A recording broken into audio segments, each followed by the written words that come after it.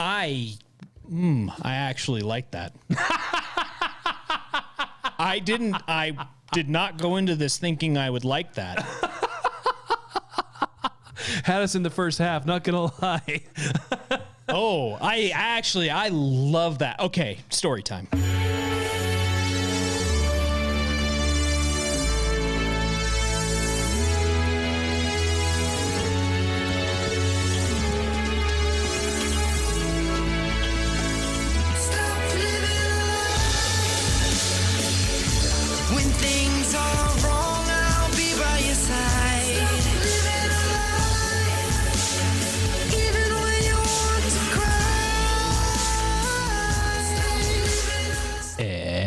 Stop it. Welcome to the Naked Apple. We are here to wreck your day. I mean, save your day. And so proud to be on this journey with you. Yes, indeed. Oh, goodness. Let me sign in. No. No. I refuse. Refuse to let you sign in. Anyway, it was a great weekend and week occurred. Did it? I don't know. Apocalypse happened yesterday. Apparently. Somehow we survived. Unfortunately. The rapturing even occurred and we're still here. So neither hell nor heaven wants us, and here we stay.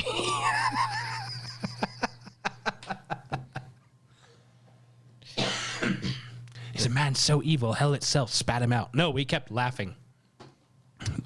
We were having too much fun. Well,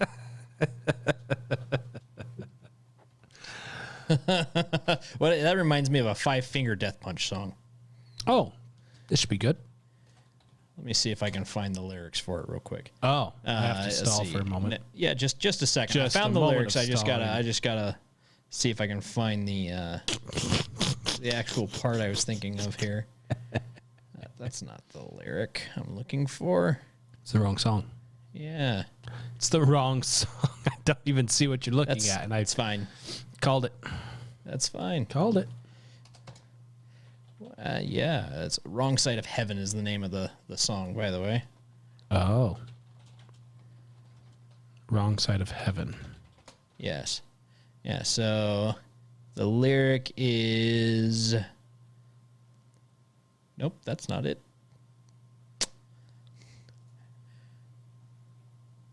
Think it's the wrong side. Think. Think tank. Oh, anyway, moving on. I'm sure it was a great point, whatever it was. It is. I actually really like the lyric that he says, your heaven doesn't want me and your hell won't let me in. Let me in. Let me in.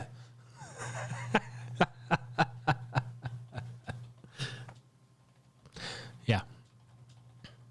Hell's coming with me, kicking and screaming. Oh, no, it's not. It's not Wrong Side of Heaven. It's Darkness Settles In. That's the name of the song. Oh. Yeah, it is. The lyric is, your heaven doesn't want me and your hell won't let me in. It's like I'm holding all the aces, but I'll never win.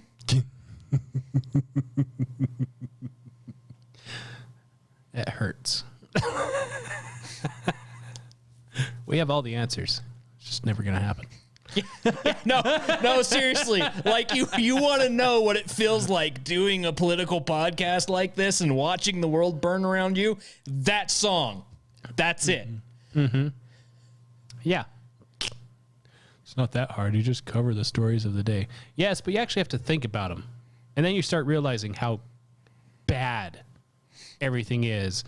And you don't really have an effective way to communicate it. Nor do you have the means to actually fix it. Yeah. Like I think this is the second verse. Lyrics are waiting for someone to save me, but everyone just runs away. Waiting for someone to change me, but no one ever comes. I'm breaking down the walls that cage me, but nothing ever falls in place. Waiting for the end to take me, blinded by the sun.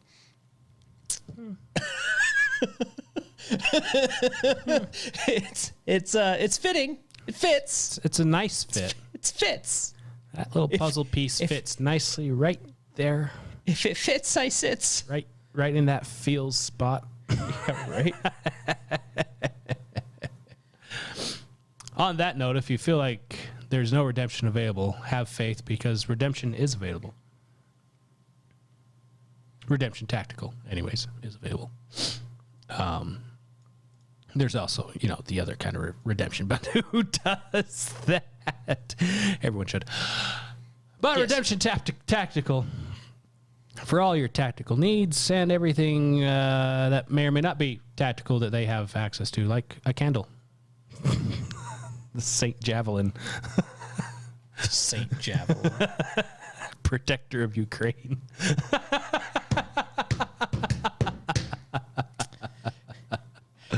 Just imagine the amount of help that we could provide if all of the Americans that have AR-15s were to just send those over to Ukraine. Imagine the turn and the tide of war that Ukraine could put forward. So gun confiscation and sending it over to get stolen by the Russians.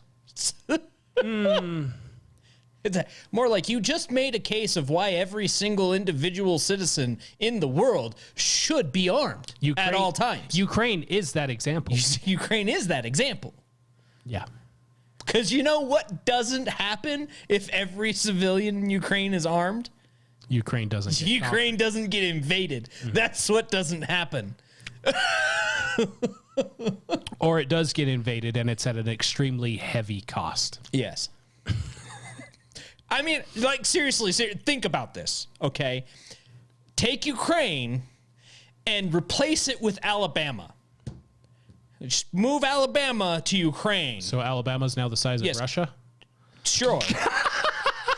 Yes. Yeah. Yeah, all right. Just you picture everything that's been going on, but instead of Ukraine being invaded, it was Alabama. Uh-huh. You hear the banjos playing in the background. Ding, ding, ding, ding, ding, ding, ding. Comrade, where are we? I don't know. What's that weird sound? Is that banjos? Is that banjos? We thought it was horrifying when they were playing death metal. What is going on? Suddenly, there's this echoing cry. Yo, get on out of here! Y'all don't come back now, you hear? Y'all don't come back here now, you hear?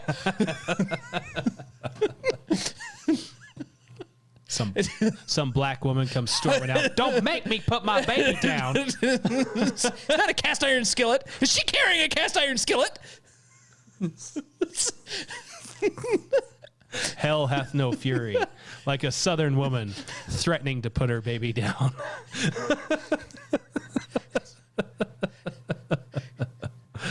Some random Russian on the border, suddenly bullet whizzes by his head and he hears in the distance, "Oh, damn it, I owe you $5."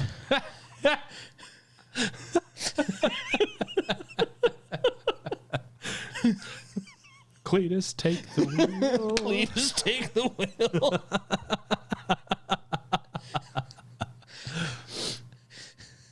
He doesn't hear the next shot. Anyways, link to Redemption Tactical found somewhere down below.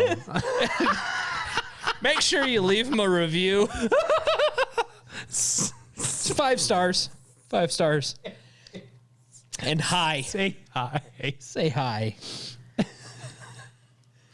Oh, we are amazing at this. Which is great that we're having a Senate candidate on with us next week. There's only 2 options for your review. You either say hi, or now, additional option number 2, you can do little music notes with banjo in between. Or Cletus, take the wheel. Or Cletus, take the wheel. One of those things. Those are your options. I choose door number 3. I choose door number 3.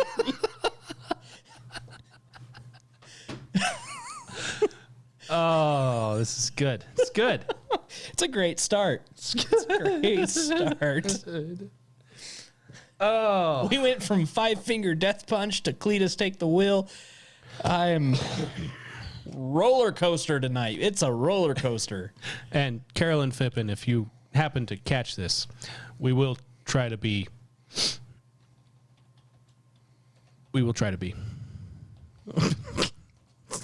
It's there. Something Questions will be asked. Going to try to be. Going to try to be. I was going to say more professional, but I couldn't bring myself to say it honestly. You couldn't say that.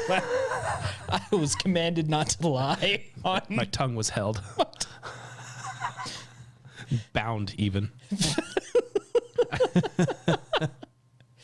It's all right. Yes, next week we get to speak with Mike Lee in a wig. Yes. on air.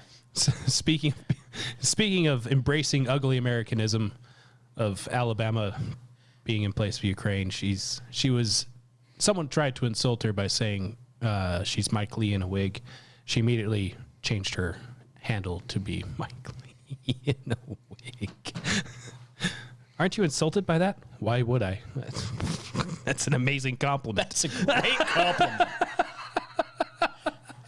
And she even it's her new slogan. It's her new campaign slogan is Mike Lee in a wig. If I heard her right at one of her events, she said she quickly bought the web address just so nobody could make some weird site of MikeLeeInAwig.com. Yeah, so and redirects to her campaign. The comment that was made. So she was talking about the Department of Education. Oh, and how it needs to be abolished. And somebody commented on it about nobody wants that, whatever. She's like, have you talked to teachers? Most of them just want to be able to teach kids.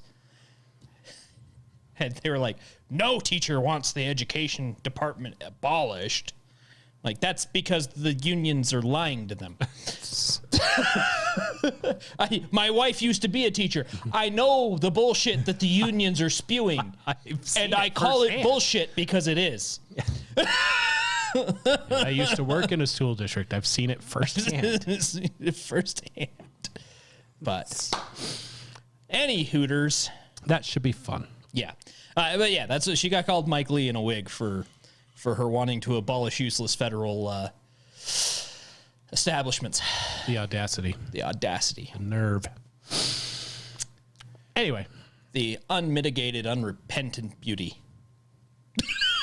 Beauty? Wait. Gall. That was the word. Gall. It's almost the same. Basically the same. Interchangeable, really, if you look at a thesaurus. Beauty, gall. They're antinomous. You look it up into the source, there they are, right next to each other. And she says, don't pay attention to the little A next to him. It doesn't mean anything. Doesn't mean anything. Well, I think we need a good laugh now. Oh, yeah. After all that, doom and gloom. After that, we need a good laugh instead of the poor ones we've been having. All these breadcrumbs we've been tossing around. So we'll stop telling our own jokes and have somebody else tell somebody else's jokes. Uh-huh. That's the game plan. That'll come in the form of, that's on me. That's on me. Yes, it is. It is on you. It is on you. You get a button break. I mean, I can do it if you need me to. No, because then I have to do the vocal thing. It's just too much work. I can't. I'd rather push a button than sit here.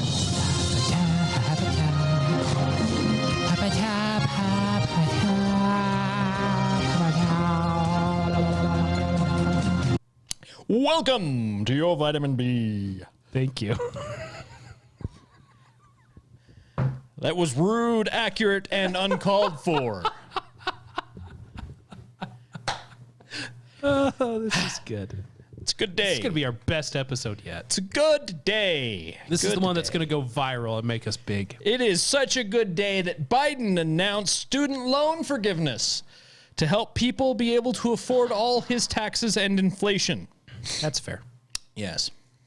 It helps all those people that took out student loans, which is not me.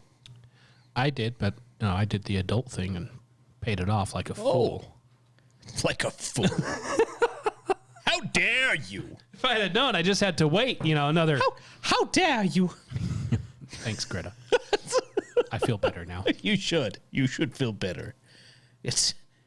You know it's a good day when you get told how dare. I'm just waiting for the time when when Biden comes out with the retroactive loan forgiveness.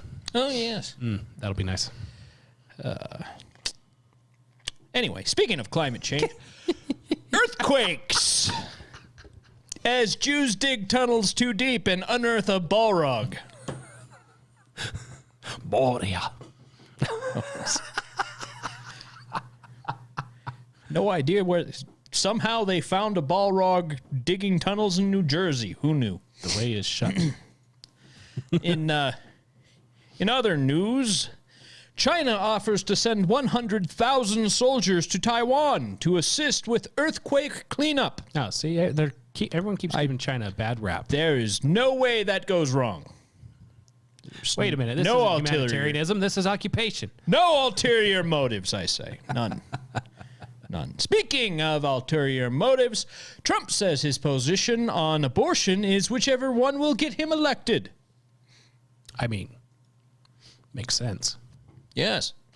It's a perfect position for a politician to take. If I capitulate on this very particular issue, everyone will love me.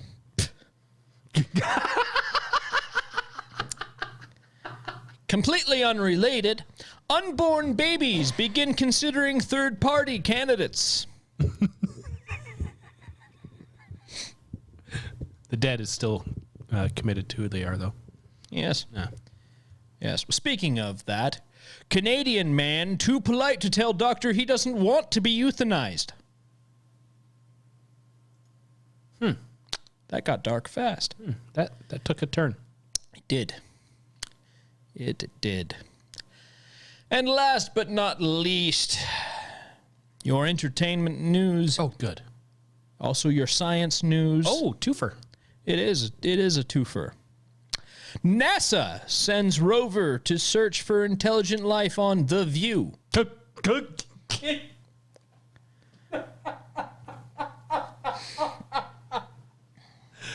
seems to be no signs of intelligent life anywhere. How did you know what the commander in charge said? He directly just quoted Admiral Buzz Lightyear. And this has been your Vitamin B. Oh, that's me again. I left it queued up. Push the button, Jeeves.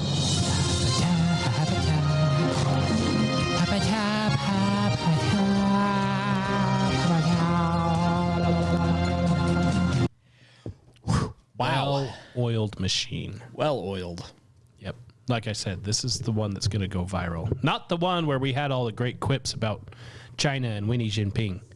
Winnie Jinping. And the Winnie Jinping. whatever it was they named their missile. Chubby little cuddly all stuffed with fluff. He's Winnie Jinping. Stuffed with rice. Yeah, whatever. They sell cotton too. Picked by their slave labor. Yes. Yes. So, I love Chinese people too, but come on. I love that one. I love that so much. I can't believe that was an actual infomercial. It's fantastic. Son of a... You done messed up, Aaron! Love it. The behind the scenes of after that was released. Can we cut that? We were live.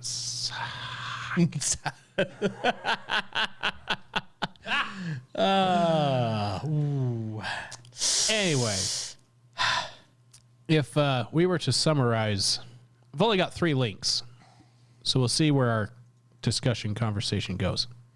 Because everything else I had was just 2 neighborhood of black pill for me and probably Mike as well, I presume. Yes. So, and to try to avoid swallowing more of the pill, I just picked 3, which may or may not be swallowing black pills on top of that. So,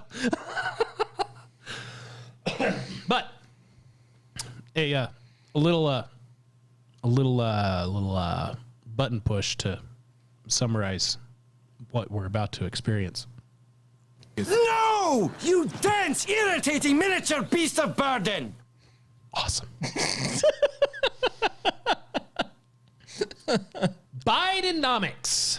Yeah. It's a great start. I told you. It's a great start. Daniel Horowitz from The Blaze published an opinion piece titled Full-Time Fumble, Bidenomics Masks the True Employment Picture. Because he keeps touting, we created 15 million jobs. And the retort is generally, that's jobs that were gone because of COVID. And they just started back up. So you didn't really create new jobs. And since we're in the age of caveats, does the government create jobs? Aside from creating agencies? No, negative. No. Okay. I guess I should say, does the government create jobs that actually contribute to GDP? No, negative. No. Okay. The government cannot actually create any form of positive money flow. The only thing that government can do is consume. Correct. They are nothing but a consumer. Which is why the founders label it as a necessary evil. Yes. as it is. It has to consume something in order to exist. In their eyes, it has to exist to protect certain rights, so on and so forth, which we may or may not. So that the people that actually produce can still produce without worrying about foreign agents coming in and destroying them, among a small handful of other things. Yes. Anyway, caveat done, out of the way.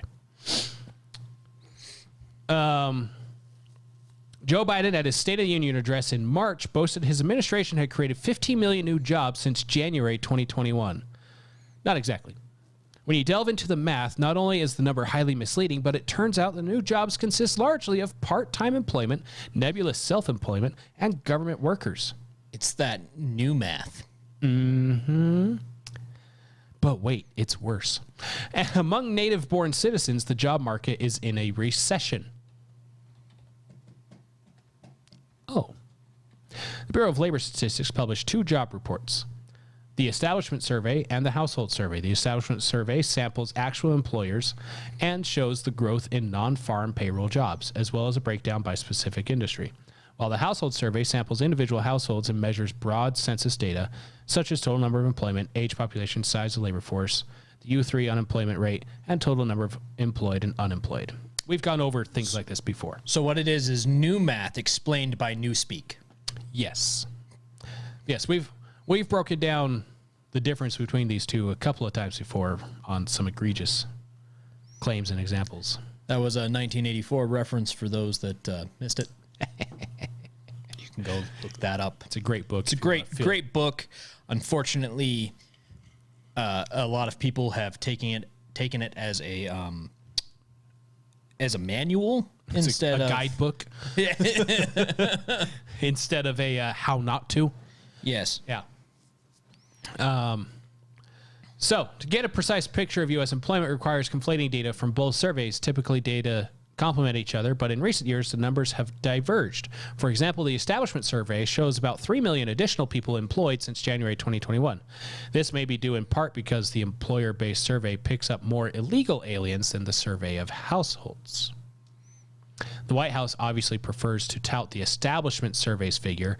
In any event, the reality is Biden has a much worse record of job creation than Donald Trump, and that's before we delve into the nature of these new jobs. So it's not even close to 15 million. When COVID-19 shut down the world in March 2020, employment cratered. It took well over a year to come back from the lockdowns and merely get back to par with the pre-COVID baseline in February of 2020. As such, the only fair comparison for Biden is to measure the number of employed individuals today compared to February 2020. It's fair. Okay, the whole job thing just disappeared in March. So let's compare what you're doing now to before it was destroyed artificially. Yes. Viewed that way, we don't have 15 million new jobs. We have just 5.5 million jobs created between January 2021 and February of this year, according to the Establishment Survey, and just 2.3 million according to the Household Survey. There you go. So there are more new jobs. There are more new jobs. Let's go with a more impressive 5.5 million figure, even though the Philadelphia Federal Reserve believes it's overstated. Oh. Although 5.5 million still sounds meaningful, remember the country is constantly growing. Since February 2020, the civilian non-institutional population of working age residents grew by 8.1 million. So job growth has not kept pace with population growth. Huh. Especially judging from the household survey, this is why the civilian labor force participation rate is down from 63.3% ahead of the lockdowns to 62.5% today. When factoring in population growth, in fact, we find an additional 729,000 unemployed individuals today. Put another way, 611 of every 1,000 Americans of employment age were working before COVID, compared to 601 today. Also, an additional 5 million people are no longer in the labor force, but of working age, which means that for whatever reason, they gave up on the job market. Federal Reserve Chairman Jerome Powell explains these missing workers are the result of excess retirements. Because people have money to retire right now. Lots of it. It's that Social Security they're collecting. Yeah. Pretty sure 5 million people did not cash out on Bitcoin at its peak. No. Pretty sure. In short, at least enough to retire comfortably. In short, we have a much larger population without jobs than before COVID. Part-time and multiple jobs. Compared to the same period under Trump, the current labor market today is terrible. After 37 months into Trump's tenure, the establishment survey shows 6.7 million jobs created. But here's the kicker. The population only grew by 5.6 million, which means job growth under Trump outpaced population growth by 20%. Under Biden, population growth has outpaced job growth by 47%, or 252%. Going by the household survey, hence, by virtue of population growth alone, we have gone backward in the job market since COVID. That's an interesting mathematical thing to go through there. Because I never would have thought of that before. I should have, but just thinking of the growth of population versus the growth of jobs. Yeah. It gets worse, but wait, there's more. As I've noted before, we have been losing full-time jobs. All the net job growth has come from part-time employment. In total, 3.4 million part-time jobs have been added since January 2021, with 1.7 million just over the past 9 months. And how many of those are from people taking a second job? Or third. Or third Or fourth. job. Yeah. Or fourth, trying to make ends meet. Yeah. I happen to know a couple of people that are working 3 jobs right now. Yeah. I myself had 2 jobs for a while. It's fun. Yeah, it's fun great. having It's 2 jobs. Fun with a capital FU, yes. I already don't have time in my life. It's great to get rid of more time in my life so that I can pay for things to still not be able to do anything. Yeah. It's awesome. Love it. Can't wait to have more of it. This isn't a story of a growing economy of go-getters seeking upward mobility. These are people taking second and third jobs just to afford a basic standard of living. In fact, the number of those holding multiple jobs has surged by 1.6 million since Biden took office. That's why the establishment survey shows greater job creation. It is double counting the increasing number of employed people with more than one job. Also, many of the new jobs are classified as self-employed. Thanks to tax law changes, that now includes a number of Uber or Lyft drivers. Yeah. Who weren't self-employed before because you were employed by Uber or Lyft prior, but now you have to register as an individual business. As a independent contractor. Yes, as an independent contractor, which is one of the dumbest things that they have recently done. It destroys the gig economy. It does. Mm-hmm. On top of, there's, I saw a couple things where Uber and Lyft have said they're not operating in certain cities because they've implemented minimum wages for gig companies. Yeah. So if you want to work for Lyft or Uber in those cities, Lyft or Uber has to make sure you are paid the minimum wage of that city, which is 15 plus an hour. Or 20 plus an hour, depending on which city and all that. like California. Yeah. And then on top of that, you get paid the regular Uber payment stuff plus tips. So Uber's making nothing off of you working for them. That's why the establishment survey shows greater job career. Oh, sorry. Also, many of the new jobs are classified as self-employed thanks to tax law. Are record numbers of people starting their own businesses? Not really. These are unemployed and underemployed people taking nebulous jobs or struggling workers forced to take a second gig to tread water. Meanwhile, thanks to the endless revisions of the employment data, full-time jobs are now down 1.8 million since June of last year. On top of that, you have places like California where they've mandated that fast food places have to have a minimum wage of $20 an hour or whatever. Yeah. And then they're shocked when Burger King says we're closing all of our doors in California. And Pizza Hut says we're firing all of our delivery drivers as soon as the law goes into effect. Yeah. And DoorDash increased all of their prices across the country. Mm-hmm. Have you used a DoorDash lately? I used it once and it was free delivery. Yeah. Even without the delivery cost, I was looking at this the other day. Even without the delivery cost, it doubles how much you pay because they add in their own fees and everything for it because they have to pay their drivers and all that other stuff, regardless of whether or not they have a delivery cost. Yeah. So, yeah, it's great. Yeah, one video I saw with the California thing is, I think the guy was one of the pizza delivery drivers. Yeah. And he said $20 an hour doesn't mean anything if I can't have a job. Yeah, it's what we've been trying to tell you the whole time. Yeah.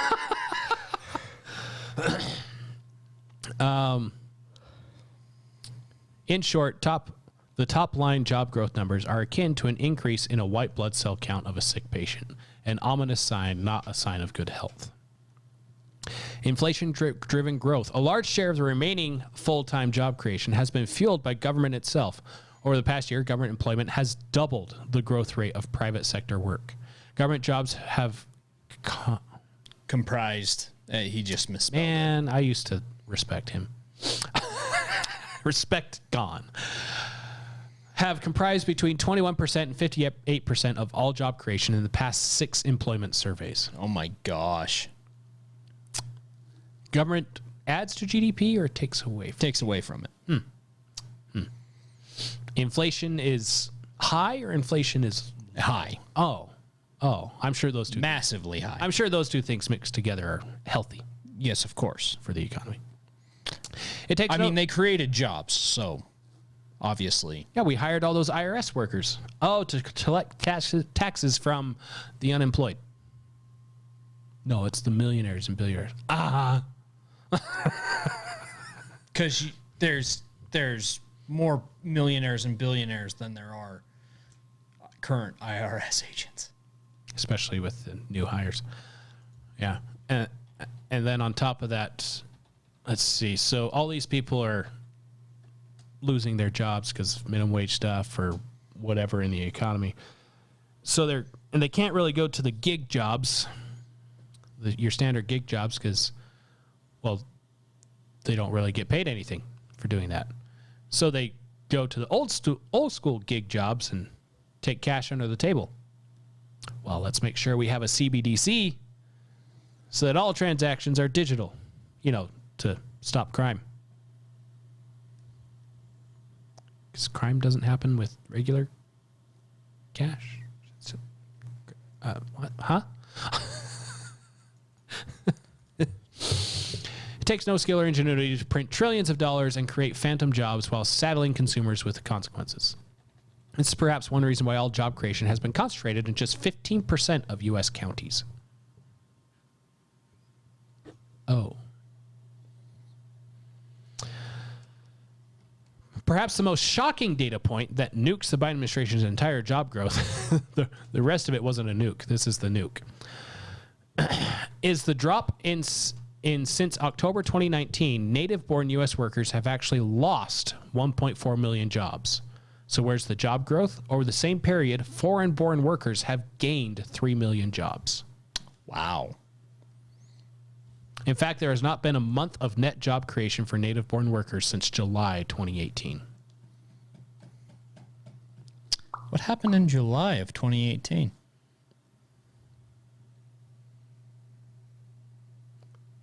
Is that when Biden announced? Hold on. Hold on.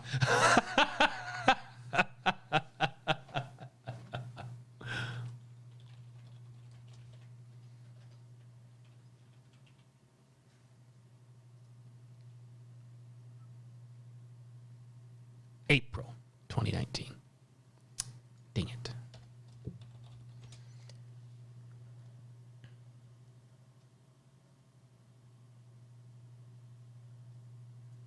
So close. Anyways, while you're looking for that.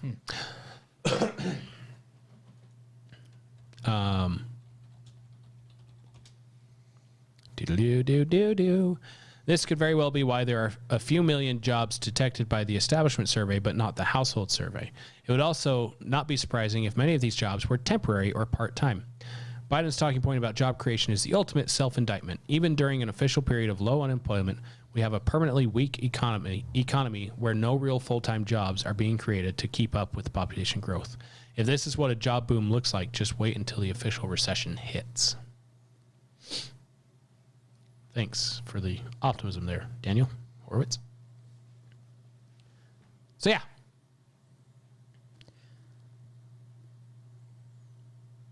Anything standing out for July 2018? That was when there was a nationwide protest launched of Trump administration immigration policies, which reminds me very, very much of the alphabet agency's color revolutions in other countries prior to elections. It's about the right time frame for when they would launch a campaign of a color revolution prior to an election. Right. Give it a couple of years in order to swing it the way they want. Which is pretty much exactly what happened. No, that never happens. That never happens. Then why is the CIA and FBI involved in Brazil? Yeah, exactly. That was also the month that Mexico elected a new president. Andrés Manuel López Obrador was elected in July of 2018.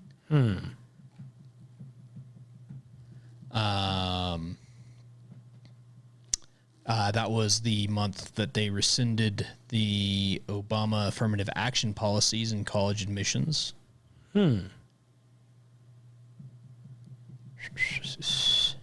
There's a lot of crap that happened in July. That's just the first 3 days of July 2018. Oh, gosh.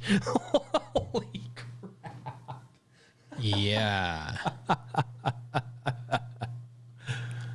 And, well, to be fair, whatever affected it could have actually happened in June or May. Yeah. So, yeah. It's probably a hodgepodge of things. It's definitely not part of, as you said, a color revolution. Yes, of course. Definitely not anything to do with that. Yeah. Yeah, that's a lot of stuff happened in July. That was when Brett Kavanaugh was put into the Supreme Court. Oh, that whole thing? Yep. All that happened in July and leading up to July. That was a fun time. Simpler times, really. Seriously, though. Mission Impossible 57 premiered in 57. Paris. Oh, Fallout. My bad. Oh, I misread. Tomato. Yes. Trump went to the UK for a 4-day visit. Yeah, that's your July flashback 2018. yeah, dude. This is really, there's literally like 5 things on every single day. I mean, like July 14th, civilians killed in Afghan war reaches record high with 1,692 killed in the first 6 months of 2018.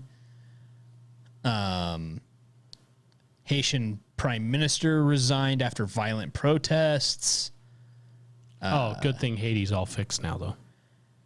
Russian covert agent Maria Butina arrested by the FBI in Washington, D.C. Trump called the EU a trade foe. Hold on. A Russian spy Yes. was arrested Yes. under Donald Trump, Yes. who is Putin's puppet. In D.C. Okay. Charged with being an unregistered foreign agent. Fancy way of saying spy. Yes. Indeed.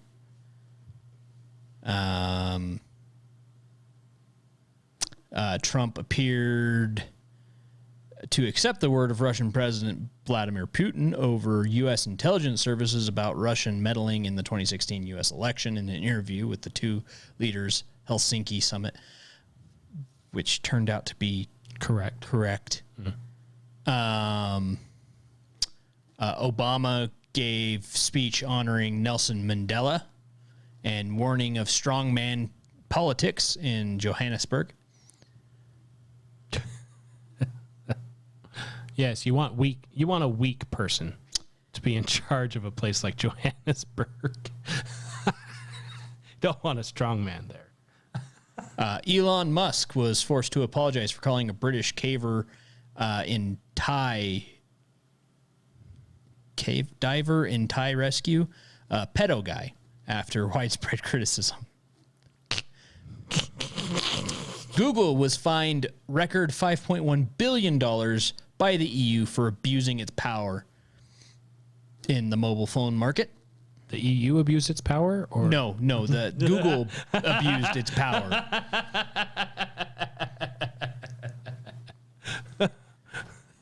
Whose side am I supposed to root for on that one? Yeah, right.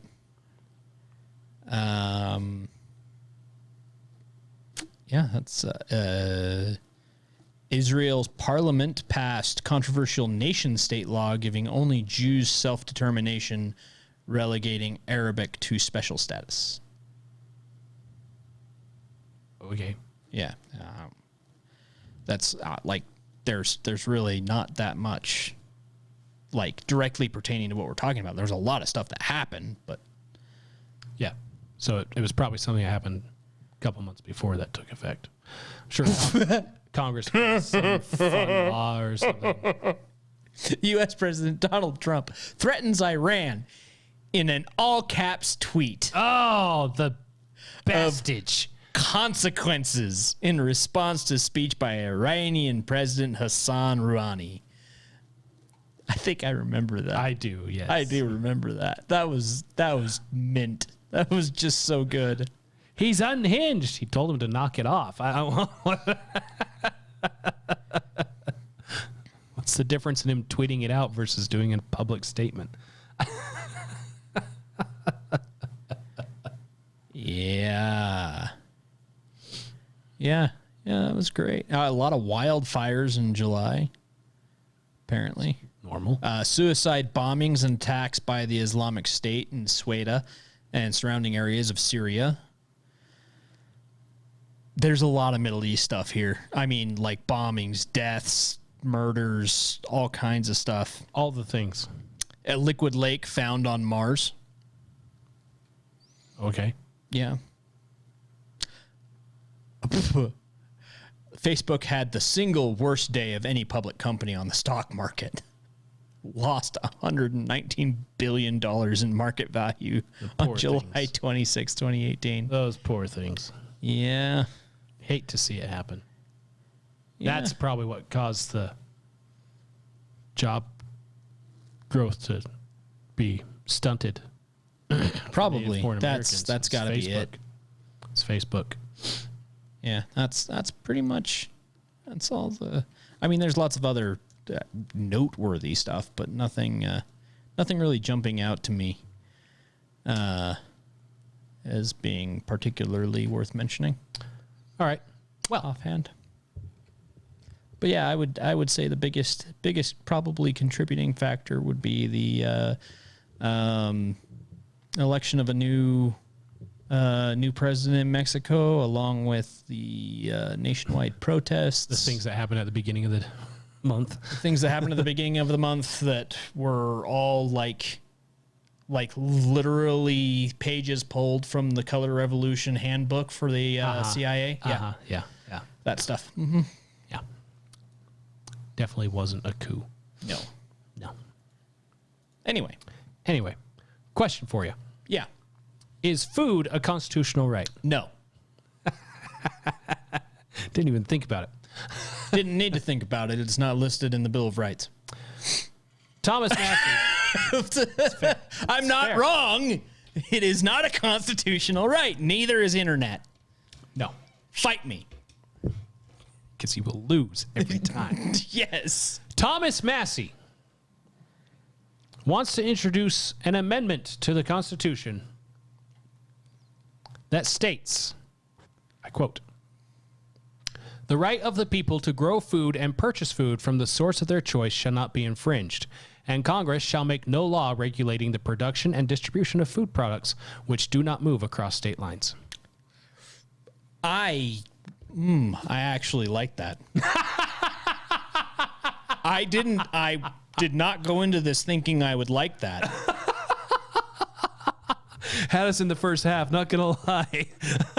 Oh, I love that. Okay, story time. Story time with Mike. Story time. Okay, so Memorable Mike moments.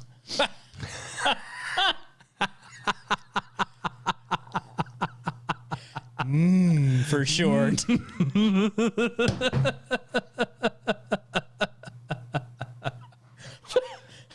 The tangents you get me off on. Oh, I'm writing Wow. this down. Wow. Writing this down. Oh no. Yes. Memorable Mike.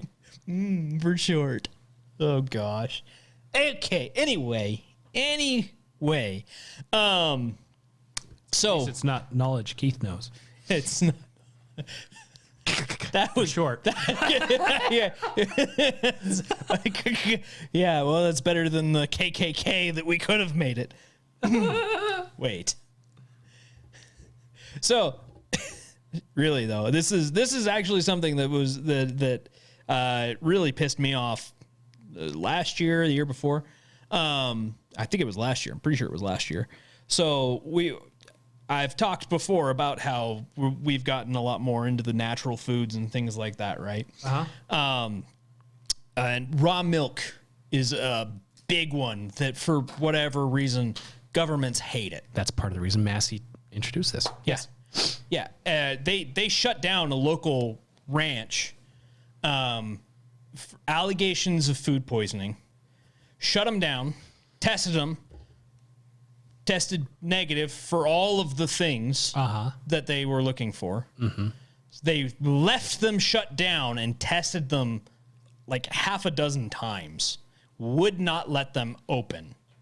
The ranch ended up having to sell like half of their herd to keep themselves from going under, while the state took like 8 months to review everything and clear them when they did nothing wrong and had zero infection in their herd. Like, it is the regulations and stuff they put on a lot of this is absolute bullshit. And they literally force ranchers and places that are trying to do natural, like non-medicated, non-vaccinated, As people, God intended. Yes. People that want it as clean as possible, straight from the source, are being harassed by the different government stipulations and things that they're putting on these ranchers and producers, because the big corporate farms and stuff like that, they want you to go to the store and buy their bullshit. that they pump full of God knows what. Like, go look at the ingredients on literally anything in the store. It all has added bullshit. All of it. All of it, including the freaking homogenized milk, has additives in it. Yes. Like, you don't need that. The reason why it's called whole milk with vitamin D is because they have to add Vitamin D to it, even though it's naturally in milk. You want to know something really fun? Okay. So your cereals, your box cereals and stuff like that, right? Go look at a box of cereal and when it says fortified with fiber or fiber added or whatever for heart health, things like that. Do you know what they do to do that? They add sawdust. It's fiber. They literally add sawdust to your food. It's not like sawdust from a sawmill. It is literally sawdust. Literally wood sawdust. Because that's what fiber is. And you can't process it. They claim that fiber is an essential nutrient. Your body can't use it. Because the organ that would process fiber for you is called a cecum. And the only cecum that the human body has is the appendix, which hasn't been functional in humans ever. So you literally can't process fiber. All it does is make your poop big and hard. That's all it does. Woohoo! So anyway, rant over. Keep going. Carry on. So when you talked about the food poisoning in the milk or whatever, do you know what the most common source for E. coli is? Which is the most common source of food poisoning? Chicken. No, Oh, really? spinach and lettuce. Oh, that's interesting. That's interesting.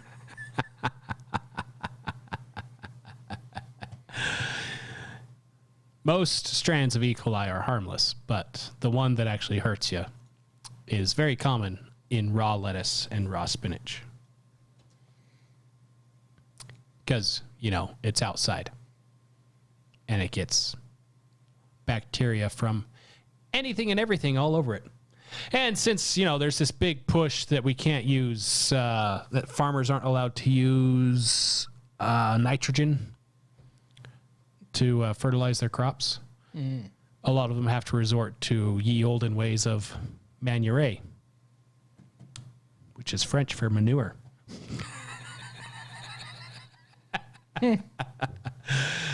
Which is filled with bad things for you.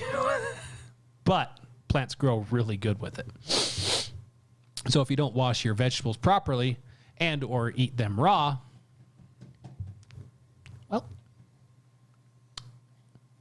well, why don't you get it from carrots? Because you don't eat the part of the carrot that's exposed to the manure. You eat the root of the carrot. You eat the root of the potato. Yes, which, by the way, potatoes are a form of nightshade. Poison. Yes. Yeah. If you eat the wrong part of a potato, it can straight out kill you. Awesome. Anyway. But yeah, he brings up this.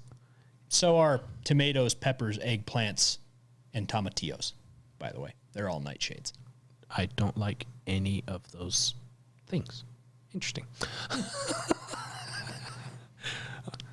I do enjoy a good potato, though. Some hash browns. Pretty solid on the hash browns. But yeah, he brought this up because if you heard about the Amish farmer that was in hot water because, he had raw milk and people were buying it willingly. Yeah, that was the other fun thing about the. So this raw milk place down here had waivers that you had to sign to buy their milk. All this legal mumbo jumbo. Yeah. That they had to jump through these loopholes to do it, and then they still got shut down for months. Yes, while your the state paperwork came is in and 100% in tested. order. You are doing everything exactly the way we prescribed, even though it is extremely convoluted and asinine, but we're still shutting you down. But we did everything right. Yes, you did everything right. We're shutting you down. Thanks, government. Cox blocks.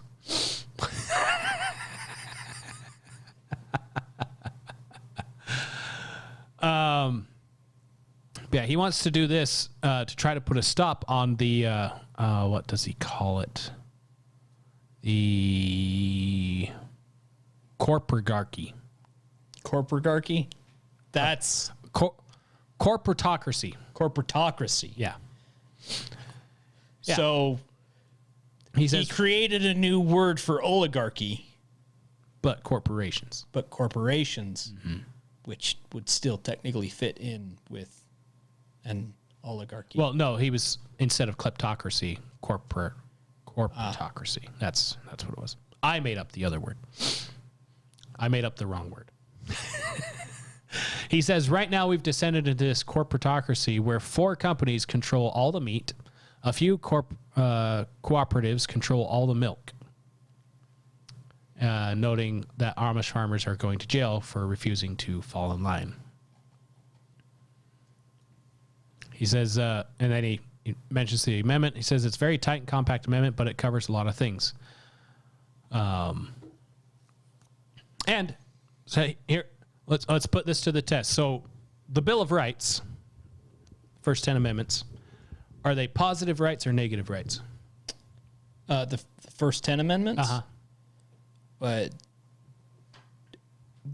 did you say are they positive or negative rights? Are they positive or negative? Do they tell the government what it can do or what it can't negative. do? They're negative rights. Negative rights. I was gonna say. I mean, they can't be positive because you can't give someone rights. People have rights. The only thing they outline is the fact that the government isn't allowed to touch them. Right. So I figured let's put this to that test and see how it falls in line. The right of the people to grow and purchase food from the source of their choice shall not be infringed. It's Perfect. reads like the Second Amendment, Yes. which I'm sure is where he copied and pasted from. And Congress shall make no law regulating the production and distribution of food products. Positive or negative right? The government. That'd be negative. It's a negative right. It's a negative Congress. So this is a right of the people. Congress can't touch it. Yes. Which do not move us across state lines. Caveat, if it's spreading across the country, you're getting into federal territory, so Congress can do something about that. They can regulate the distribution. Yes. Mm-hmm.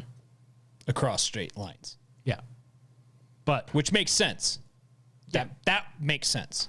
yeah, because it's interstate commerce. Yes. Which is the specific reason why there's a central government to help control interstate commerce. Yes.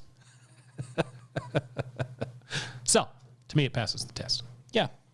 Which is why you changed your mind immediately after hearing it. Good news, everyone! Yes, I bring you good news in the form of an amendment that will probably never be passed. No. Unfortunately. But if we ever have to hijack the government and start over, we can just add it. Just write it in there. Yes, Because now we know that that's a problem as we that mentioned people will have. as we mentioned before, the depression you go through hosting a political podcast like this, where you feel like you have no power. If we magically had that power, just feel good knowing that we would add this amendment to the Bill of Rights. If you want to drink Yes. milk from your neighbor's cow, by golly, if they sell it to you, then drink away. Yes. Yeah. Just don't forget to pump the lever on the backside before you give it a little milking. Make sure it's got 4 teats, not one. No, I feel like yogurt from a bowl wouldn't taste quite right.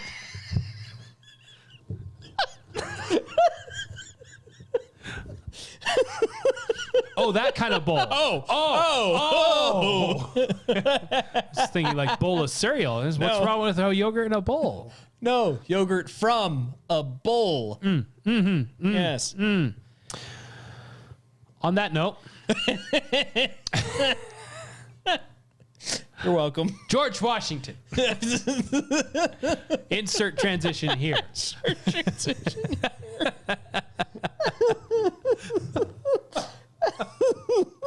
Crushed it. There's your transition. Thank you, Wilhelm. You're welcome. Have you ever read? If you ever read, it's spelled the same. I can see why you would get it confused.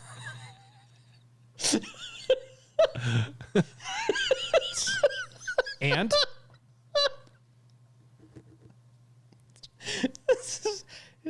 you weren't reading that from somewhere.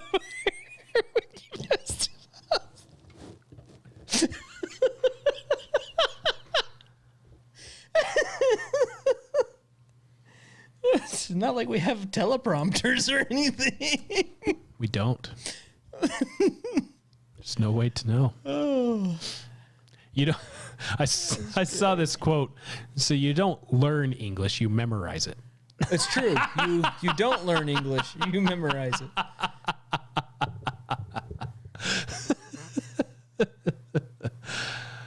George Washington, have you ever read his address to Congress stating his resignation as President of the United States?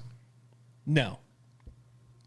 I have not. Me neither. I saw this quote on a picture hanging on a wall and looked it up and found out it was a little snippet from his letter to Congress saying, I'm done. I'm out.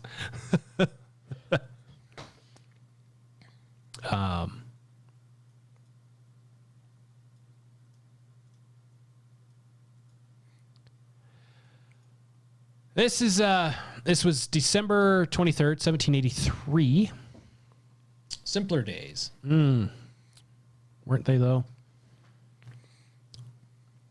He writes, Mr. President, President of Congress, the great events on which my resignation depended having at length taken place, I have now the honor of offering my sincere congratulations to Congress and of presenting myself before them to surrender into their hands the trust committed to me and to claim the indulgence of retiring from the service of my country. Wouldn't that be great? Something like that today. Happy in the confirmation of our independence and sovereignty and pleased with the opportunity afforded the United States of becoming a respectable nation, I resign with satisfaction the appointment I accepted with diffidence. A diffidence in my abilities to accomplish so arduous a task, which, however, was superseded by a confidence in the in the rectitude of our cause, the support of the supreme power of the Union, and the patronage of heaven. English is hard. It's hard. Like I said, you memorize it, you don't learn it. Would you like me to take over? I never memorize these words, and I'm not wearing my glasses. Oh, yeah, you're not wearing your glasses. Let me read. Gall. Blind asshole over there can't even see. You blind bat. The successful termination of the war has verified the most sanguine expectations, and my gratitude for the interposition of Providence and the assistance I have received from my countrymen increases with every review of the momentous contest. It doesn't help that they spelled things differently back then as well. Uh-huh. Well, you mock me, sir. I memorized a different word, okay? Throws me off when they change I's to E's. While I repeat my obligations to the Army in general, I should do injustice to my own feelings not to acknowledge in this place the peculiar services and distinguished merits of the gentlemen who have been attached to my person during the war. So correction. This wasn't his resignation as president. It's his resignation as commander-in-chief of the Continental Army. It was impossible the choice of confidential officers to compose my family should have been more fortunate. Permit me, sir, to recommend in particular those who have continued in service to the present moment as worthy of the favorable notice and patronage of Congress. I consider it an indispensable duty to close this last solemn act of my official life by commending the interests of our dearest country to the protection of Almighty God, and those who have the superintendence of them to his holy keeping. It doesn't help that I'm like when I read, my eyes are 3 words ahead of what I'm saying. And I can't slow my brain down enough to read on par. Having now finished the work assigned me, I retire from the great theater of action, and bidding an affectionate farewell to this august body under whose orders I have so long acted, I here offer my commission and take my leave of all the employments of public life. Done. This is the resignation that when word got to King George thought, well, Washington's got his country now after he officially withdrew. Mm-hmm. And he was told, well, no, Washington's retiring. And George was, if that's the case, then he's the greatest man to ever walk this earth. Because he had it all. As proven when they came to him, what was it, 6 years later or something like that? Yeah, about. Came to him 5 or 6 years later and said, okay, we still apparently don't have it together and we need you to take the lead as president of the United States. To which Washington begrudgingly took it and won unanimously. Twice. Yeah. And then resigned again. Mm-hmm. And then died 2 years later. Anyway. To which his actual reply when they came and asked him to be president was, There's an old saying in Tennessee, I know it's in Texas, probably in Tennessee, that says, fool me once, shame on you. If fool me, we can't get fooled again. Wrong, George. right, sorry, wrong button. It was this one. Well, pardon me, young man, excuse the shit out of my goddamn French, but did you just threaten me? Probably closer. It's probably closer. His actual words were, have I not done enough for my country? Stay strapped or get clapped. George Washington, probably. Washington, probably. Yeah. So now what made me look this up was that second to last paragraph. I consider it an indispensable duty to close this last solemn act of my official life by commending the interests of our dearest country to the protection of Almighty God and those who have the superintendence of them to his holy keeping. But he's an atheist, agnostic, not Christian. Negative. And the quote was the picture that had that quote on it. It was the Prayer at Valley Forge. Ah, yes. By Arnold Freeberg. Right? Yes. Yeah. And we only know about the Prayer at Valley Forge because a guy that was on the side of the British saw him on his property praying, and he said to his wife, I've never seen a man pray like that before. We're on the wrong side. We need to help them out.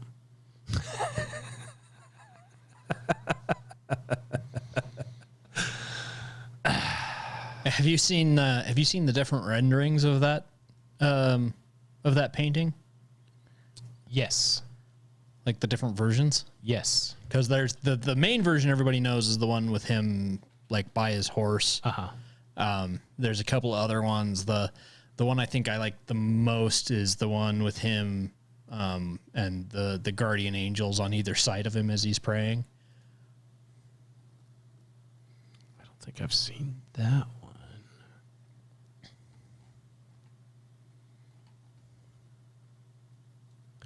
So I like the one with the Isaac Potts. It's the black and white etch one. Yeah, that one's good too. Because that one shows the story behind the event. I gotta find that now.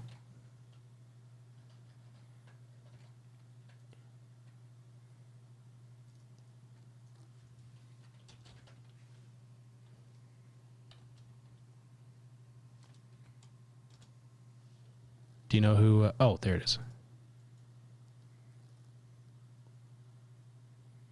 Oh, nice with the swords and stuff. Yeah. Yeah. Yeah. Oh, McNaughton. Yeah. I like some of his paintings. Yeah, the John McNaughton. Yeah, that's the artist for that one. It's a good one. The one there is one that I believe is supposedly the accurate representation of how it would have been, and I can't seem to find it. But it's one where he's got his arms upstretched, like he's reaching his hands up to heaven as he's praying. Supposedly that's how he actually prayed. That was that Stevenson? Maybe. I think that's the Stevenson one.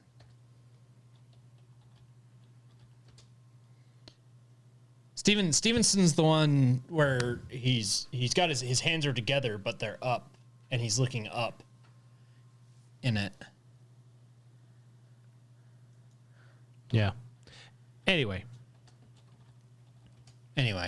we've gone we've digressed into art of all things. actual art. Actual art. That's fair.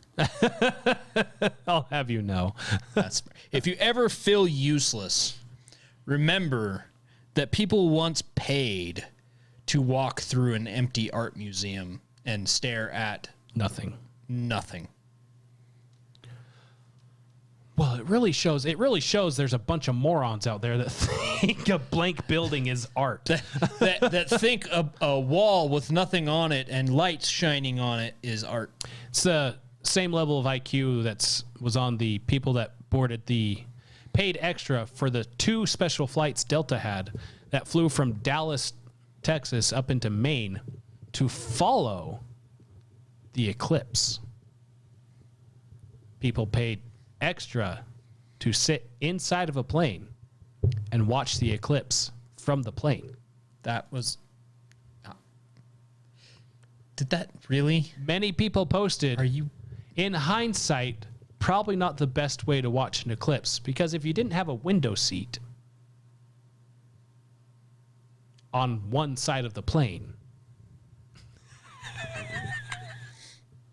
you didn't get to watch the shadow move across the earth.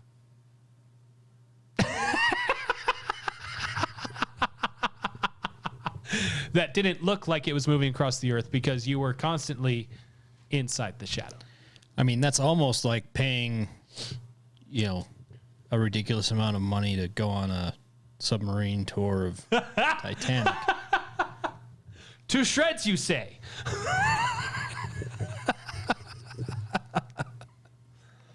Never knew people spent so much money on a coffin. Yeah. Anyways, I just find it fascinating that I've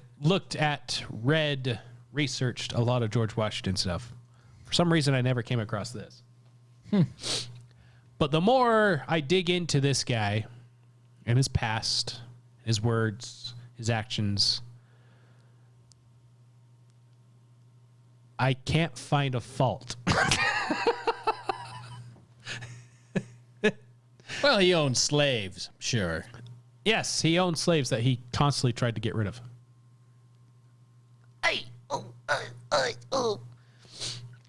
By having them brutally murdered. By leaving in his will that his slaves get everything. What?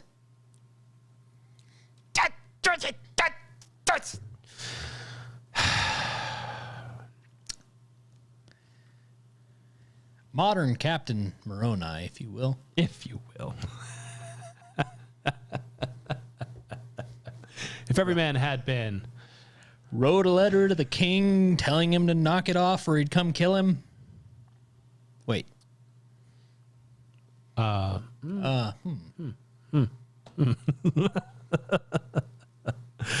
Except 2 different endings there. Yeah. Yeah. One king had an ocean between him and the other. That's probably the only thing that saved his ass. For being honest. Yeah. You dare challenge me? I dare. You can't touch me. It's okay. I'll send John Paul Jones over to... My gives up. My gives up. One-man Navy. That's the pirate movie we really need. It's true. Just imagine any of the stories about John Paul Jones set to the Pirates of the Caribbean theme. It's perfect. Maybe Perfection. with a little Scottish or Irish flair to the music there. The Pirates of the Caribbean theme played on bagpipes. Sold. Hard sell. Buy that all day. Where's my invest You button? actually were telling the truth. I do that quite a lot. Your people are always surprised. Yeah, our ship was sunk, but I captured 3 British ships in the process. That didn't happen. Hey, did you hear this guy captured? Did you see what he did? He captured 3 ships after his ship sunk. You were telling the truth? I do that quite a lot. People are always surprised.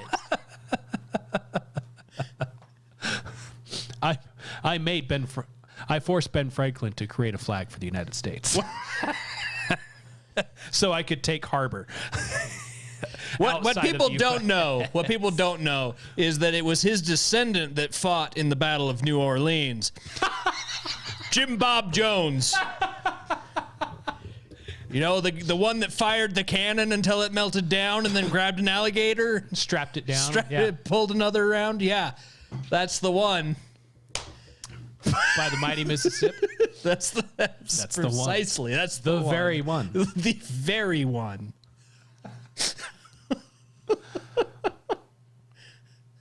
Yeah. Meanwhile, we have to deal with whatever movies. Yeah. I think the funniest thing about some of the references and stuff that I do is that even people my own age are like, what the hell are you even talking about, man? Greatest events in history. It's like I was raised by the people that raised the generation before me. So I've got the whole range here of good references.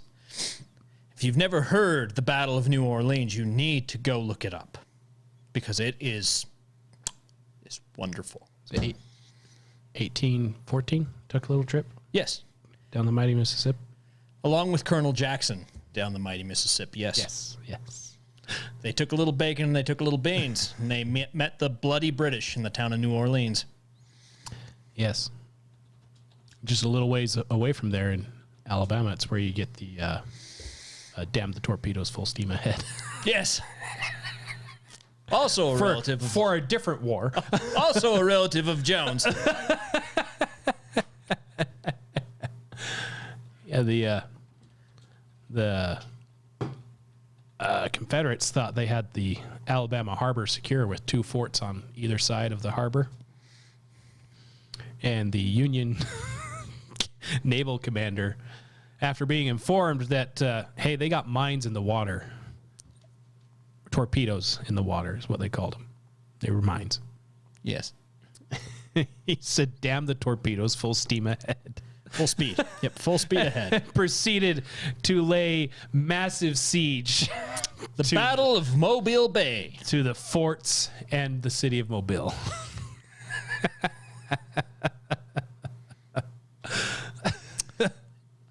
David Farragut, the first full admiral in the U.S. Navy. Yeah.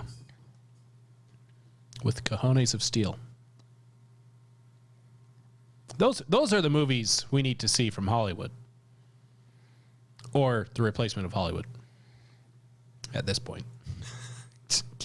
Give us those stories because they're far greater than whatever reproduced crap keeps coming out. Did you see Disney's doing a recreation of... Do they not do recreations anymore? Do they not do original works anymore? They just release sequels and do remakes of bullshit. Well, they had that Alien Planet one that's so good you can't even remember the name of. Alien Planet one. Yeah, I didn't even watch it. It's they go to some alien planet and guy that lost his dad a long time ago finds out his dad is on this alien planet and Oh, what do you know? The characters are gay or something. I don't know. Oh, yeah, that makes sense. Oh, yeah, that makes sense. Well, they're doing live action of Snow White and the Seven Dwarfs. Yes, because that's never been done before, and it's not really Snow White and the Seven Dwarfs. It's Snow White and the Seven Diverse People. 7 little people. No, it's 7 diverse people. Is it really? Because it was offensive to hire little people to be the dwarves in Snow White and the Seven Dwarfs. So they hired regular people of all walks of life, and they got in trouble for that.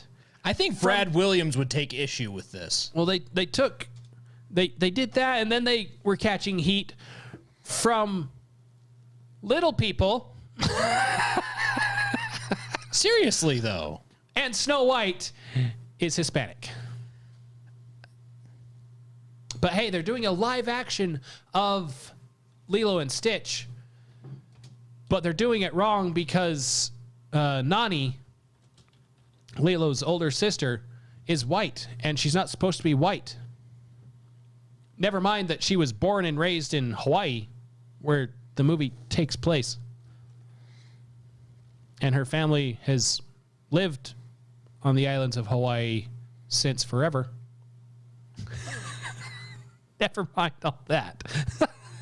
Jeez. White.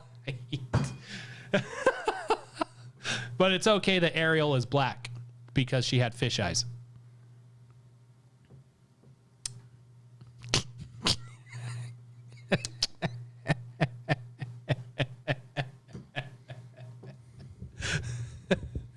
I don't want them making a movie about John Paul Jones. No. No. No. I don't want that ilk touching John Paul Jones. They pushed the limits with Hamilton, and that's as far as I'm willing to go. I think I would really enjoy a Snow White and the Seven Dwarves with like Peter Dinklage Yes. and Danny Woodburn and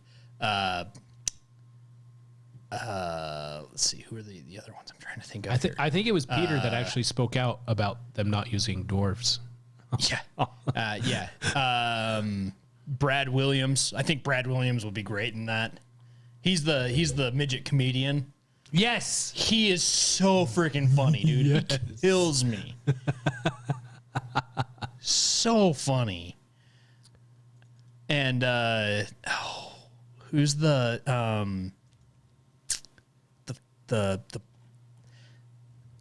not racist, but the black midget that's hilarious. What the hell is his name? I can freaking see his face and I can't think of his name.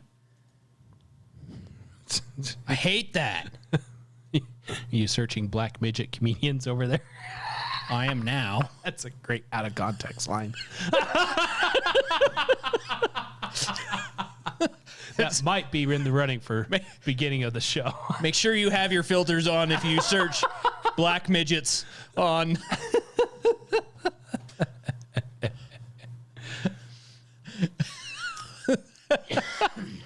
Tony Cox. That's his name. But he'd probably be too old to do it now. He was in Bad Santa. He can be Doc. Yeah, he was in Spaceballs. He was in Bad Santa. Spaceballs. Who was he in Spaceballs? He was let me look it up. Tony Cox.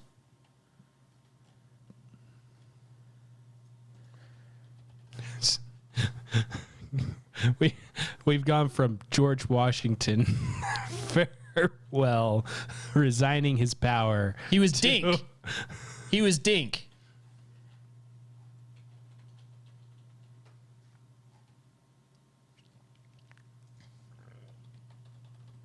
Oh, okay. Yeah.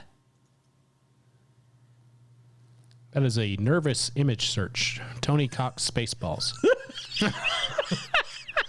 Hesitantly click like the I search said, button. make sure make sure your filters are on.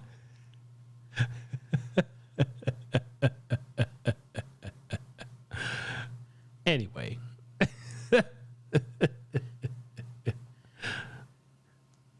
Yeah, we definitely need the crazy train. Coming off the rails. Like a crazy train. Yeah, he's the elf in Bad Santa. Yes. But yeah, I think you know Snow White. The and Seven ingredients are there. Dwarfs- yeah, It's just they exactly. refuse to actually apply creativity to it. Like, and you have so many great midget actors. Like, seriously though, like, why would you not? The whole tail end of this is just full of nice little one-line quips. There's just so many great midget actors out there. There are. I mean, Warwick Davis. Come on, who doesn't love Willow? I mean, yeah. Yeah. There's a point there. I'm telling you. Anyway, With all that,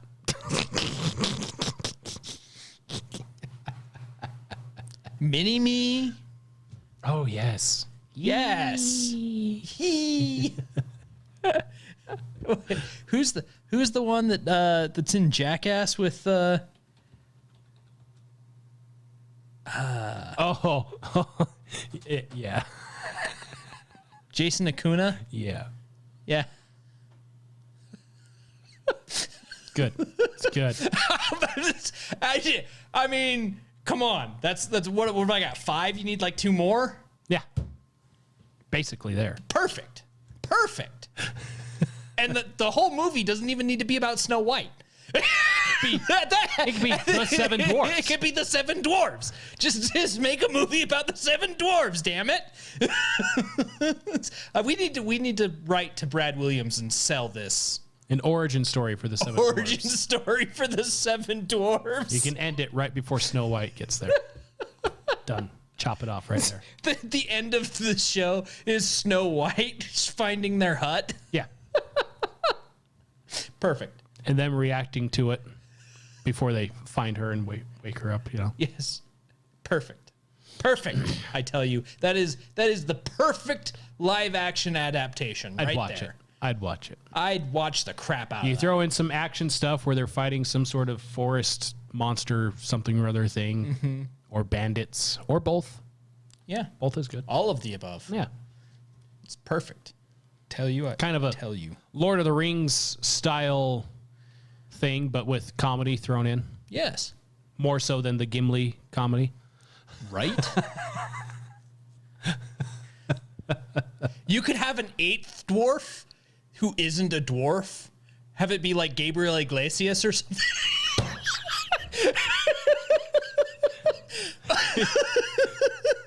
He's a defective dwarf. Effective dwarf. Doesn't fit in their mind. He's too fluffy to fit in the mind.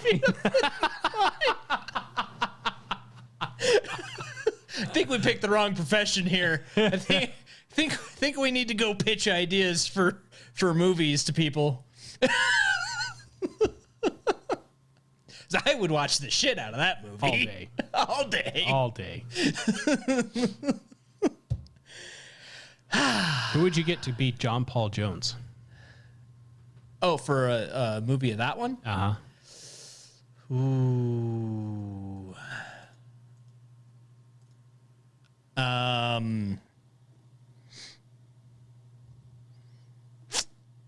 don't know. That's a Jim Caviezel. That could be good. That could be a good one. If Mel Gibson was still younger, I would think he'd be good. I know. That's why I was just thinking. Like Jim's getting a little up there, depending on when you do the movie. You know, if you were to do it like today, yes, Jim Caviezel would be a great option. Yes. I don't know. That might be the only. That might be the only choice. real option. Only real good choice. At least of actors that we know of today.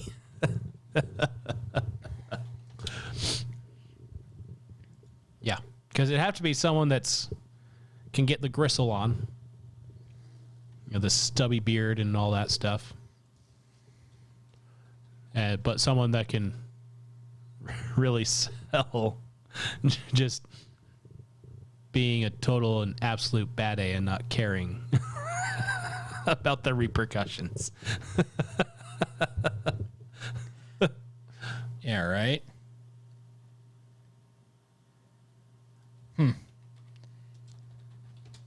Yeah, I don't know. That's I think Jim's your best option on that.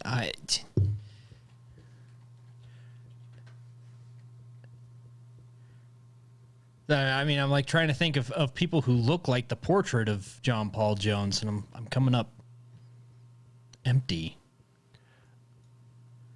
I think Mel Gibson could have, but his age really shows on his face now. Yeah. Because if you look at younger Mel Gibson stuff like Braveheart Time or whatever. Yeah, he could have pulled it off for sure. 100%.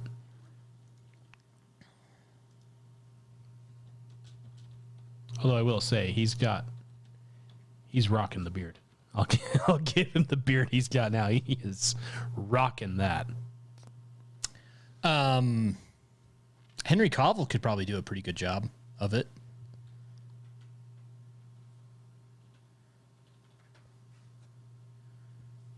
Oh, yeah, Superman. Yeah. Yeah, from my understanding of him, he likes to actually understand his role. Yeah. Not just what the directors are telling him, but getting into, like when he played The Witcher. Yeah. He actually played the games and all that stuff, so he knew who The Witcher was, to the point where he was correcting the director. No, that's not what The Witcher would do. Yeah, right. Well, I'm the director. Okay, well, I'm telling you, that's not what The Witcher would do. Sebastian Stan could also be pretty good. I really like him as an actor.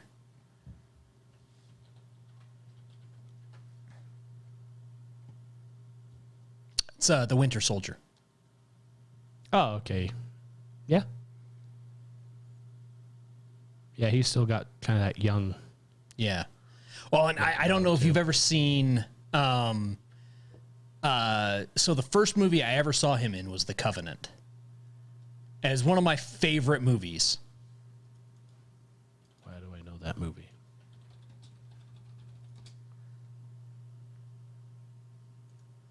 Of course, it pulls up 2023 Covenant.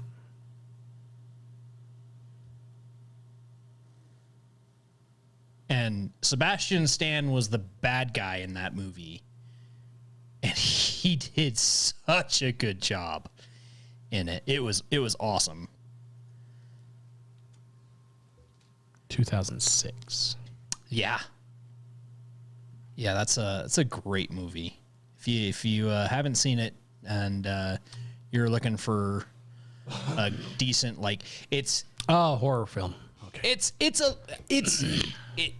classified as a horror film. It's more like along the lines of action, supernatural action. Wasn't that scary. Not like the possessed There were- whatever people crawling across the wall. Yeah, there were a couple of creepy parts, but nothing like too over the top bad. But the fight scene at the end of the movie between Sebastian Stan and the other main actor, I think was Stephen Strait, it's really good. Not like choreography wise or anything like it was just a fun fight to watch. Especially if you enjoy like Dragon Ball and some of that kind of like anime style fighting and stuff like that. It was kind of interesting. It was pretty fun. What about Mark Strong from Kingsman? Oh yeah, the bald guy. Mm-hmm. Yeah, he'd be good. He's got the voice. Yeah, he does. He's got the voice I would think of with John Paul Jones. He does. He does have the voice for that for sure. I mean, Taron Egerton on that note, really wouldn't be bad either. Is he in there too? Yeah, he's in the Kingsman. That's what I was thinking. I remembered all the faces from Kingsman. There's a couple of those guys are actually. yeah. He's Eggsy. He's the main character from Kingsman. Most of them have that kind of Scottish-ish accent. Yeah. That would qualify. Yeah. At least they can act it if they don't have it naturally. Yeah. Look at us doing a cultural little segment outside of politics. We're talking movies, man. I love movies. I do too. I loved movies. Correction. I haven't been to see a movie in theaters in years. The last movie I saw in theaters. Mostly because nothing good has come out recently. The last movie I saw in theaters was Paw Patrol. The Mighty movie. Okay, so if you count cartoons, the last movie I saw was a few months ago, Demon Slayer, whatever, the new arc is coming out, and they released a movie at Cinemark, and I went and saw it one afternoon by myself. The movie I saw before Paw Patrol, the Mighty movie, was Paw Patrol the movie. In theaters? In theaters. And the one I saw before that was the Batman. The new Batman. I'm trying to think what the last actual movie I saw in theaters was. So it's been a couple of years since I've seen. Whenever that came out, I know you saw that because we watched it together. Which one? Batman. Yes. The new Batman. Whatever. With Twilight guy. Yes. Yeah, the Batman. That was 2022. Trying to think if there was anything else. I know there's something that I saw. Was it 2020? Was it 2023 that I saw something? No, didn't go see any of those. Wanted to go see that one, but never did. Oh, did you watch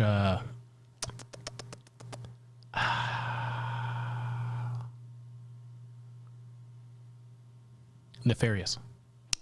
I didn't see it in theaters. Okay. The last movie I saw in theaters before was The Sound of Freedom. Ah, yes. Yep. That was the last one I saw in theaters. So major production ones though. Major production ones, it's probably been 2021 maybe? Well, 22 if you saw Batman. 22, yeah, 22 would have been Batman. Yep. And I hate it because I used to love going to the theater. Yeah, it did too. And I mean, 2021, I saw Dune. that was a good one. Yeah, Dune was really good. Dune 2's out right now. I'd like to go see that one, but I wanted to go see the new Ghostbusters movie that just came out. Oh, the one they had to retcon because the all-woman one failed, and so they brought back the original cast to try to redeem the series. Oh, no. I saw that one. That one was good. Okay. I own that one. Okay. They just made a sequel to that one. It's in theaters right now. The city freezing and all that the stuff. Frozen Empire or whatever. Yeah, I want to see the sequel. That's supposed to be out. Or it was out. I don't know if it's still out. We follow it so close. But I see stuff pop up and I'm like, oh yeah, I want to see that. And then I don't get to it before it leaves the theater anymore. But yeah, so I saw like Dune, I saw Jungle Cruise in 2021, I saw Batman in 2022. I think that was the last big production movie I saw in theaters was the Batman. It's just not fun anymore. Yeah. Especially when now you can basically get it at home almost right away. And at home I can pause it and adjust the volume. Well, and I have a Dolby Atmos surround sound system, so right. I have a theater at home. Yeah, I can do all of the things at home. But I've actually been kind of surprised because there's like 2 or 3 movies that were coming out this year that I was like, oh, I actually kind of want to see that. Like the Fall Guy looked really funny. which I think that one's out right now. Dune 2, obviously. We talked about.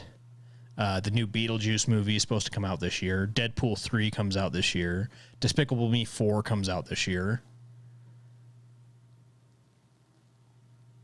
And the new Ghostbusters movie came out this year. Right.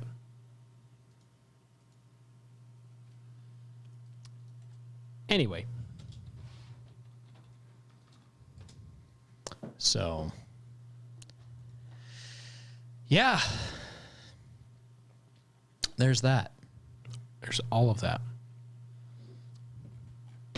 Like, subscribe, share, comment.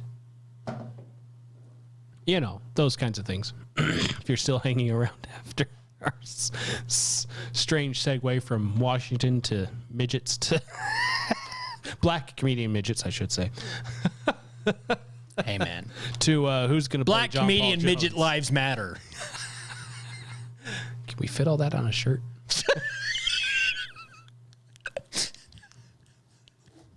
Depends on what size. I was waiting for that. I didn't want to say it. Just staring you down, waiting for you to say it. Say it. Say it. We're all thinking it.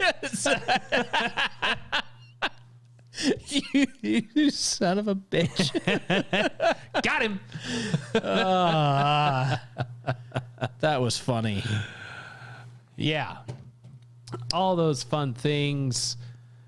Don't forget to redeem yourself with some tactical clothing, attire, swag at Redemption Tactical. They're link down below. I'll leave them a nice little 5-star review. Tell them hi. Tell them hi. Tell them banjo music. Tell them Cletus take the wheel. Just take the wheel.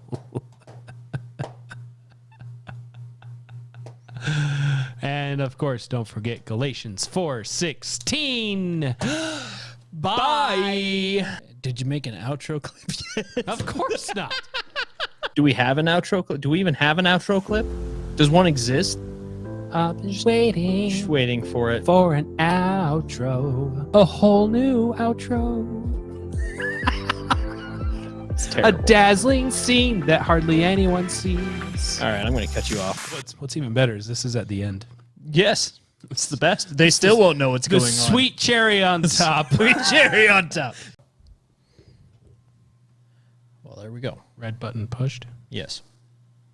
Well, I guess it's a green button you push and then it turns red. Yes, it turns red. Red light means go. Go.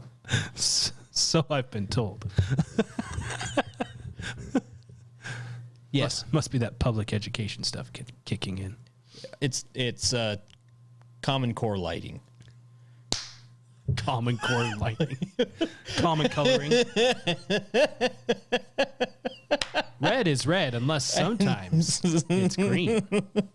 What? We can't be. It identifies as a green light, okay? Have to be respectful. Sorry, to all the officer. colorblind people. I was told that particular light identified as green. Far be it from me to be Far be bigoted it from me to be bigoted towards colorblind people. So, you know, that wasn't kicked off with the whole let's have red and green be stop and go on the It was a trans traffic light. trend. Started with the Transcontinental Railroad. It's only progressed from there. That's why we have all kinds of highways. They all the I stands for identify. That's I right. identify as 15. Identify as 50. What other highways there are? There are several of them. Several. A couple few. Did you already give everyone the clap? I clapped. Okay, good. And then you clapped at one point, too. Oh, well, we've got the clap. Clappage. Clappage.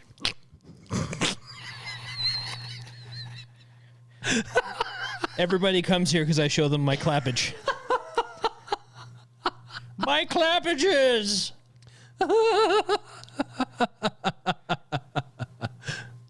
Great show.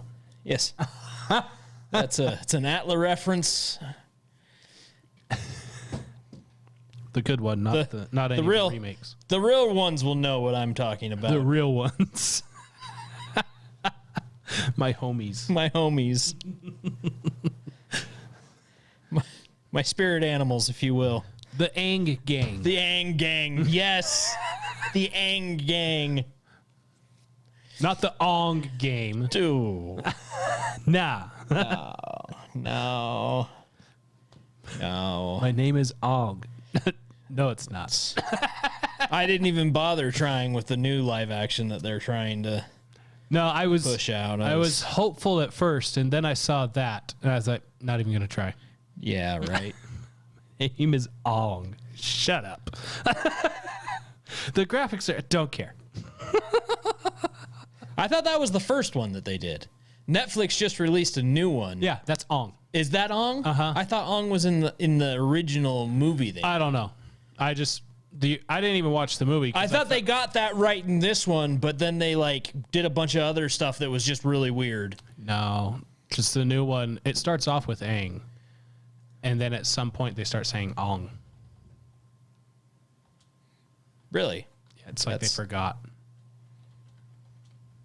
That's really weird. Yeah. Yeah. The movie, though, the M. Night Shyamalan Ding Dong one. Well, it was made by Shyamalama Ding Dong, so... Yes. And it should have been a red flag because he's known for his weird plot twists at the end of his movies, and he's remaking a story that doesn't really allow for plot twist, a strange plot twist to suddenly be dropped. But he pulled it off. If you're wanting to watch it, plug your ears. At the very end, the Fire Nation's about to be destroyed by a massive tidal wave, like in the series.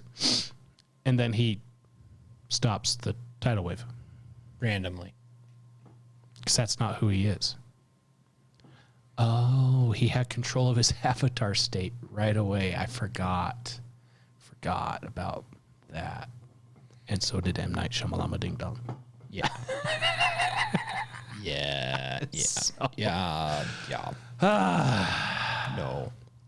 I mean, on Rotten Tomatoes, the new one on Netflix gets a 73%.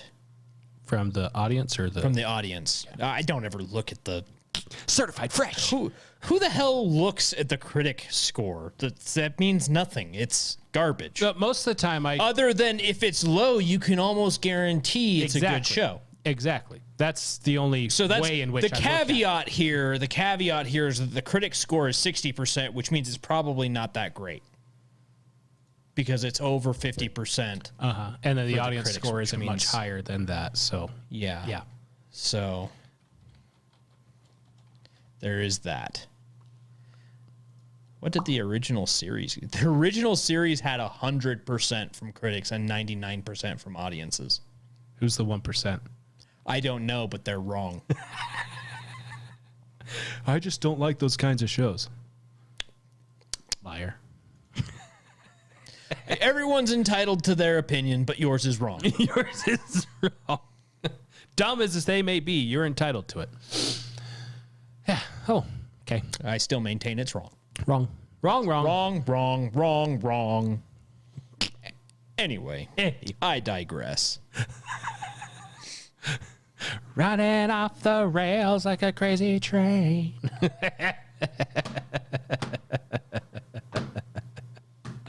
Didn't even get on the rails. We were off the rails.